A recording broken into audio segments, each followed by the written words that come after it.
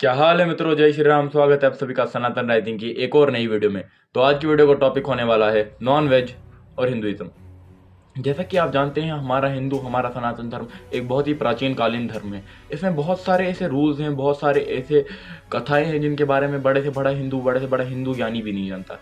तो इसमें एक और टॉपिक उठ के आता है जो एक बहुत ही बड़ा कंट्रोवर्शियल टॉपिक है आज की डेट में, कि नॉन वेज खाना हिंदुइज्म में ठीक है या नहीं है।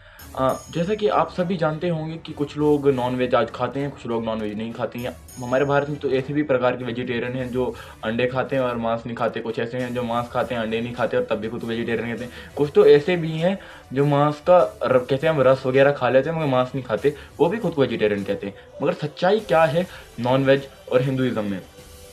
अगर आप डीप में पढ़ने की कोशिश करें तो आपको भागवत पुराण में भी उल्लेख इस बात का मिल जाएगा कि भगवान उन लोगों के ऊपर कभी कृपा नहीं करते, भगवान उन लोगों के ऊपर कभी अपनी कृपा दृष्टि नहीं बरसाते जो मांस खाते होंगे। क्योंकि जो भी किसी दूसरे प्राणी को हर्ट करके अपनी बॉडी में प्रोटीन लेने की कोशिश करे, क्या कहते हैं लोग, क्या बहाना होता है उनको नॉनवेज खाने का कि इसमें प्रोटीन होता है, इसमें बहुत प्रोटीन होता है तो हम खाएंगे, हमें प्रोटीन मिलेगा। तो भगवान ऐसे लोगों पर अपनी कभी कृपा दृष्टि नहीं बरसाता। आप सिर्फ प्रोटीन लेते रहिए और भगवान की कृपा दृष्टि की कभी उम्मीद मत कीजिएगा आप। पर कुछ लोगों का यहाँ पे ये एक और सवाल ये भी उठता है कि एक और टॉपिक ये भी उठा लेते हैं वो लोग कि हम भाई पहले मीट खाते थे, अब हमने मतलब कि अभी हमें पता चला कि मीट नहीं खाना है तो हम क्या करें, हम तो पहले मीट खाते थे, हम हमारे ऊपर तो पाप लग गया। पर ऐसा बिल्कुल नहीं है। अगर आपने भगवत गीता को ध्यान से पढ़ा हो तो आपको पता चलेगा। तो भगवत गीता में भगवान कृष्ण ने अर्जुन को कहा था कि एक बार अगर मनुष्य की आंखें खुल जाएं और वो भगवत मार्ग पे निकल पड़े तो उसके पीछे उसने जितने भी बुरे कर्म किए वो सब माफ है, सब वो भगवान माफ कर देता है। अर्थात कि एक बार अगर आपने मांस मच्छी खा ली बचपन से लेके आप जितनी भी एज है 16 17, अगर उसके बाद आपको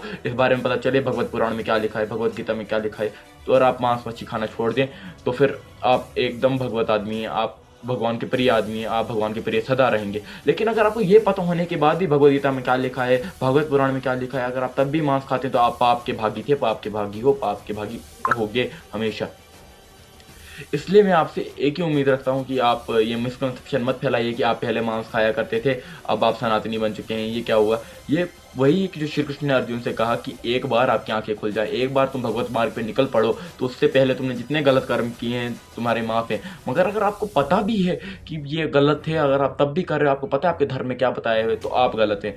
आपको तो ये भी पता होना चाहिए कि श्री कृष्ण के श्री कृष्ण ने इतना कुछ कहा था मांस खाने के बारे में भगवत गीता में कि आप सोच भी नहीं सकते उस बारे में। उन्होंने कहा था कि जो दूसरे प्राणी की जान लेकर खुद के जान को बढ़ाने की कोशिश करे वो कभी हिंदू नहीं हो सकता। मैं अपना कह रहा हूँ, श्री कृष्ण ने तब हिंदू का विवरण नहीं किया था, परंतु उन्होंने कहा था कि वे कभी मनुष्य ही नहीं हो सकते जो मांस मच्छी खाए।